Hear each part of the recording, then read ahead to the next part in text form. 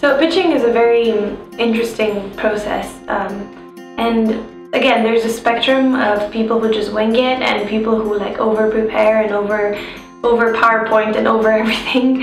And obviously, as with all things, the happy result is in the middle. That's what I discovered. I did both, and none of the two extremes really worked for me. But there's a few things you need to know, especially as a woman. First of all, if you're starting a company and you're not in beauty, fashion, or really any other of the more women-related fields in which the end user is a woman, investors are going to assume that you're building a company for women. And that's because investors are pattern matchers, and you'll hear this a lot.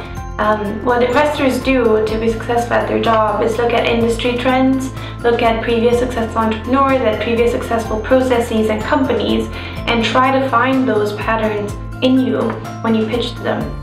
And so for me and my co-founder, both women, it was interesting because everyone was kind of puzzled that we weren't working on a woman-related company. I remember this one time we were pitching really hard to an investor, and I think it had been like 4 meetings. We were 1 hour into this meeting, and we were pitching this consumer data company essentially that's more data-driven than anything else. And he says, you should just try to become a social network for gals. And we were like, what? What are you talking about? We're pitching this revolution to you, and you want us to be a social network for gals. Why? And to this day, when I talk to people and I'm like, oh, we started a company called Notch, they're like, oh, is it a fashion startup? And so, there's nothing wrong with women doing fashion startups, but there's definitely, I wouldn't say necessarily a bias, but an expectation for women to do that. So that's something you need to know and preface conversations with, maybe in a funny way, like, oh, I'm the woman who's not doing the fashion startup or something along those lines.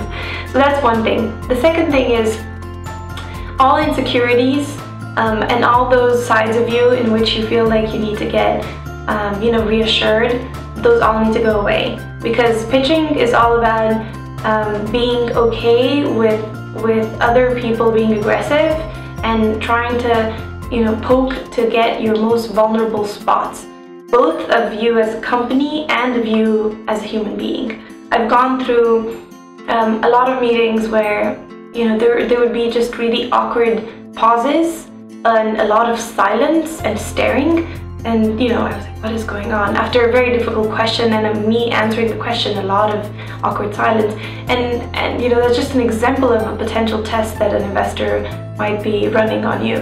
There's a lot of different types of tests, but ultimately, I guess the real wisdom is that investors are human beings. They're people just like you. And so you should search for every possible opportunity, not to click with them as company investor, but to click with them as people. All these networking events in the Valley and parties and so on, they're only as good as the depth of the connections that you make from them. It's really not about passing a business card or about pitching for 10 seconds in front of, vanilla coleslaw or in front of someone from Greylock. It's really not about that. It's about, going to a conference in Vegas and talking to an investor on the couch about your life and how you grew up as a kid in Romania, which is what happened to me. And then having that conversation be the driver of a later investment from that fund into the company. I mean, it's really what happened, and it's really what happens in general here. So I would definitely encourage all entrepreneurs to do that.